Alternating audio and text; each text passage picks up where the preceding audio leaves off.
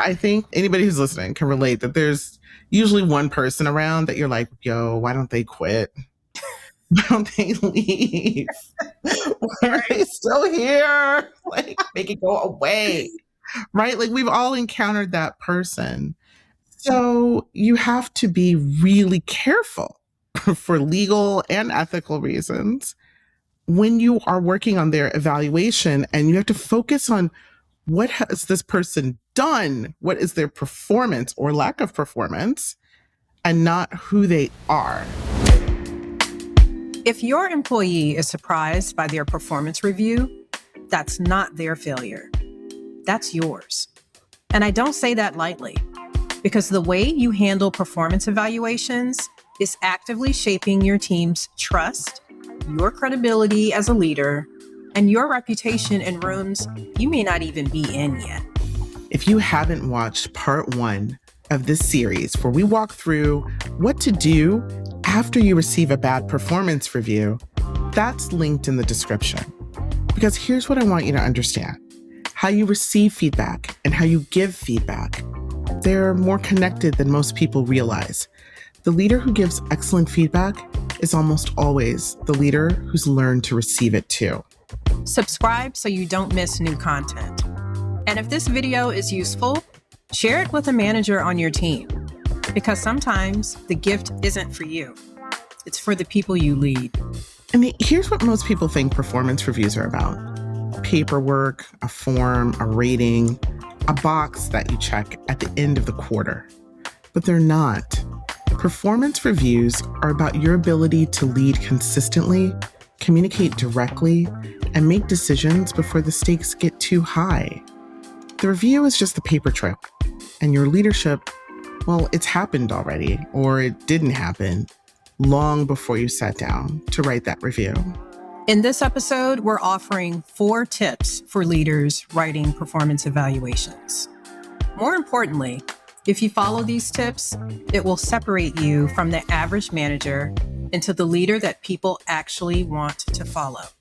So welcome to the Leadership Tea Podcast, where leadership, culture, and clarity meet conversation. And if you like what you hear, leave us a comment and subscribe to our YouTube channel. Let's get into it. I think I'll kick it off with one of my first tips, Yes. which is about not being too vague and using specific language in a performance review. So oftentimes we can feel really nervous about that. Like, oh, I don't want people to get upset. I don't want people to feel demotivated. But we're not helping our employees grow if we're not offering them honest and clear feedback. And so it's like, you don't want to be too harsh. You don't want to be discouraging. You want to be fair and balanced, but also thoughtful.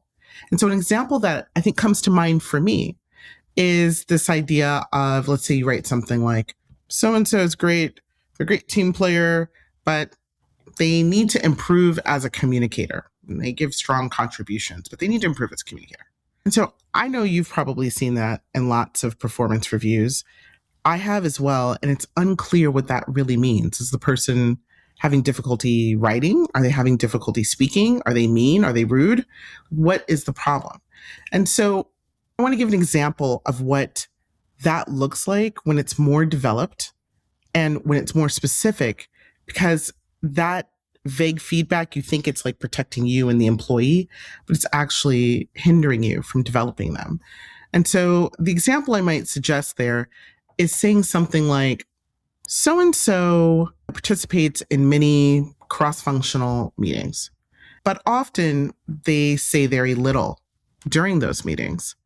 And instead, they follow up those meetings with emails outlining suggestions even after key decisions are made. It would be more helpful if the employee could speak up during the meetings or provide this guidance or these insights during meetings so they can be helpful in the moment as decisions are being made. That's not necessarily the cleanest version of that. It's something that's more specific. And I'm being honest, that's actually pulling from something I got once as I was. Really? Yeah. And it wasn't even that I don't know how to communicate. It's that in that particular space, I had not adapted to the culture of the organization. I was very accustomed to like a hierarchical space. And so I was quiet in meetings because I was like, well, I'm not in charge. My boss is here. My boss speaks, and I'll just pass them notes or say things later. And so when my boss provided that feedback to me, it provided an opportunity for me to dig deeper as to like, what did that really mean for me? And to open up a discussion with him about, well, here's why I did that, and giving him context. And then he's like, no, no, no. And so he overtly was able to tell me, in this organization, we want you to talk. We want you to communicate. We want you to speak up in meetings. You don't have to worry about hierarchy. Oh, okay, cool. Now, got it. Now I know. Now I know. Now I make the change. But had he not been specific or not said anything, we could have gone the whole rating year without, he was able to give me that in a quarterly feedback session. So I think for me, it's just making sure that people understand, be precise, say what needs to be said, but do it with dignity and with thoughtfulness. Your point on specificity cannot be overstated because no one likes an empty, critical feedback loop that doesn't give them something actionable to show that they're trying to make improvements where you've told them that they need to improve. Saying you're not a good communicator without giving a specific example, like you said, how does that help the situation? If you really want the person on your team to do better when it comes to briefing or their writing skills. And something else that you said on the quarterly sessions, that's actually a great segue to my first point, which is that leaders need to check the process. Performance evaluations are not solely the responsibility of the employee. It's really on the leader to make sure that you have a schedule where you are sitting down on a quarterly basis or whatever system you come up with, but you need to have a regular system in place where you're giving your employees feedback. You owe that to them. It's not, let's wait until the last minute and throw something together, which you and I have seen in multiple office settings. And yeah, it's not the most glamorous part of being a leader or being a supervisor, but it is required. It is necessary. It is the responsibility of the supervisor to set up a schedule to give their employees regular feedback on their performance. This avoids surprises so that when the evaluation season is over and it's time to submit the evaluation, no one is shocked because you already have a record of what you've been discussing every quarter. And the other thing that I would say as part of this checking the process, when it is time to submit the evaluation, have you been clear on what the inputs are that you want from your employees, how you want to receive that information, and what the timeline is? This is something that you and I, Belinda, did when we were at the Operations Center, the State Department's 911 equivalent. And we each had the pleasure or the misfortune or the really heavy duty of having to evaluate a lot of people at the same time in a very high-paced environment. And to your credit, I basically copied the template that you came up with in terms of how we wanted to receive input from people. So was it 4 bullet points or 5 bullet points? And did we need subheadings? Did we want them to identify a legitimate area for improvement that they had discussed with their direct supervisor during the year? But also, we asked them to include information about the previous area for improvement and how they demonstrated that they actually improved in that area so that it didn't repeat, or, to make sure that the evaluation was a wholesome document. I bring up that example because I think it is very important. If you're working with an HR team, that's a best case scenario if your human resources division has come up with specific guidelines. But in the absence of that, there's nothing stopping you as a manager from saying, this is the timeline that we're going to operate under for the evaluation season. These are my expectations in terms of how I want your input. This is what I expect. This is the format. It just makes life a lot easier for everyone involved. Yeah, no, I agree with you. I think that also when you start having lots of smaller conversations, it helps you get ahead of HR problems, Yes. right? People, instead of having somebody really explode at the end of the season, you get to let off a little steam, right? Like every quarter, you get to see where things are going, and you get to try to direct people in the right direction sooner so that you're not having an HR situation at the season. So, yeah, I agree with you. Having a process in place and a timeline and meeting those benchmarks is really important.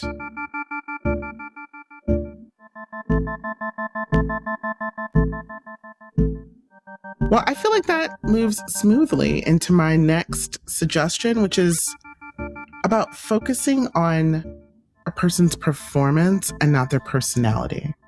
And I think we can all, anybody who's listening can relate that there's usually one person around that you're like, yo, why don't they quit? Why don't they leave? Why are they still here? Like, make it go away. Right? Like, we've all encountered that person. And so, or there's that employee maybe that you just don't get along with. They don't like you, they don't like your face. Mm-hmm. So, you have to be really careful for legal and ethical reasons when you are working on their evaluation, and you have to focus on what has this person done? What is their performance or lack of performance, and not who they are, right? And I think there's a difference between saying that someone is in their evaluation, so and so is difficult to work with. Okay, well, that's not based in data. Or you could say something like, again, I'm pulling from like a real example, 3 of this person's subordinates have come to senior leadership and noted that this person yells frequently or does not provide clear instruction and is retaliatory in these ways, like being very specific, making sure that it doesn't sound like a character judgment, but rather documented patterns of observable behavior and something that you can really take to HR and something that you can defend. So we don't want to hide because someone is explosive or difficult to work with.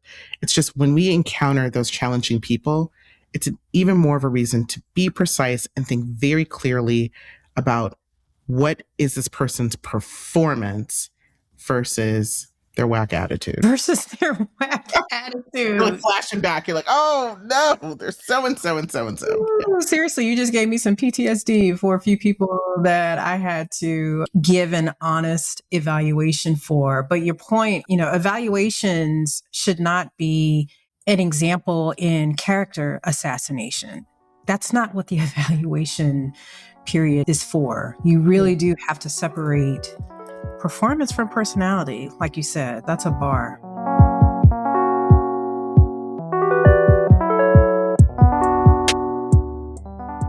Leadership today often means working across borders, and your banking should keep up. Our sponsor, State Department Federal Credit Union, delivers digital-first banking designed for globally mobile professionals. And I have been a proud SDFCU member for more than 25 years. With SDFCU's Wise Partnership, members can move money in over 40 currencies right inside their SDFCU account, making international payments simple, secure, and efficient. Visit sdfcu.org to learn more. State Department Federal Credit Union is federally insured by the National Credit Union Administration and is an equal housing lender. Membership and product eligibility are subject to approval. And related to what you said, especially when it comes to, are there legal steps that may need to be taken? My final point is to check your files and your allies.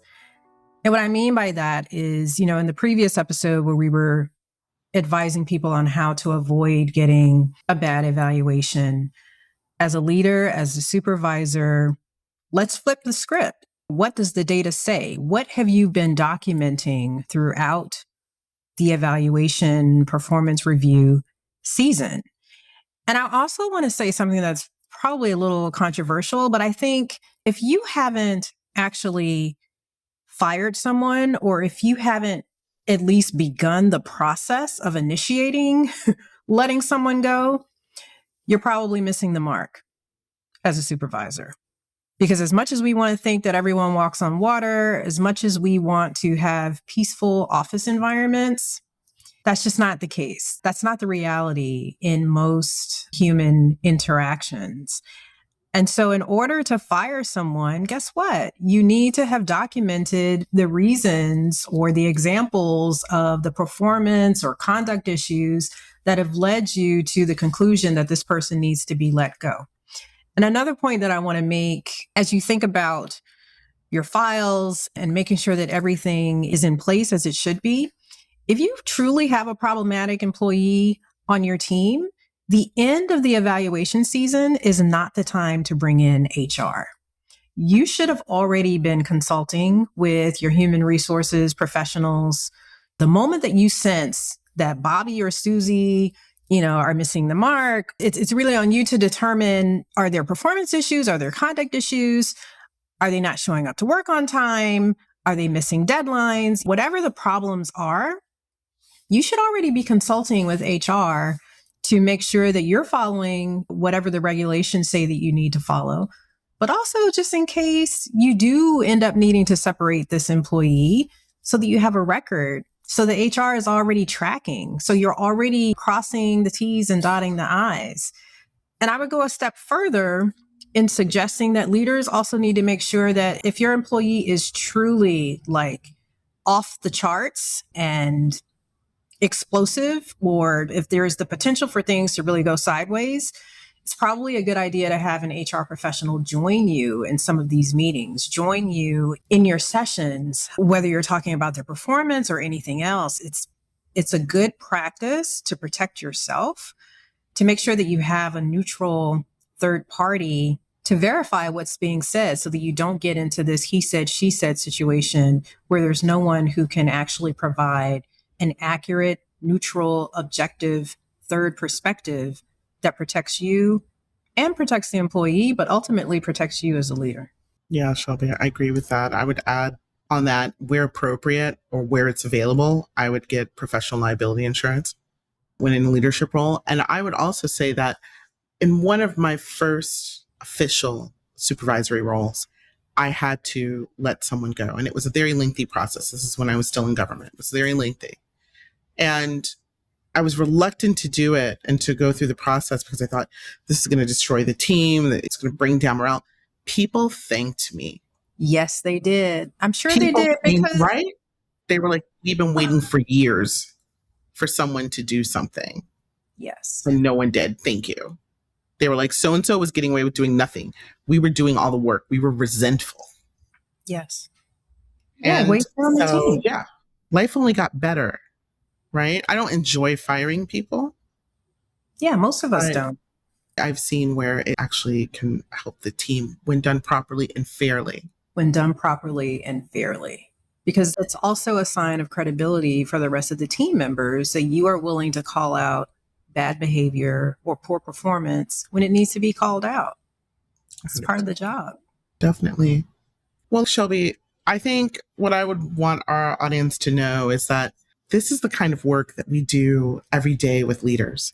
We're not just helping them write better evaluations, but we are helping them to build the clarity and the judgment and the confidence to have these types of conversations before they become problems on paper.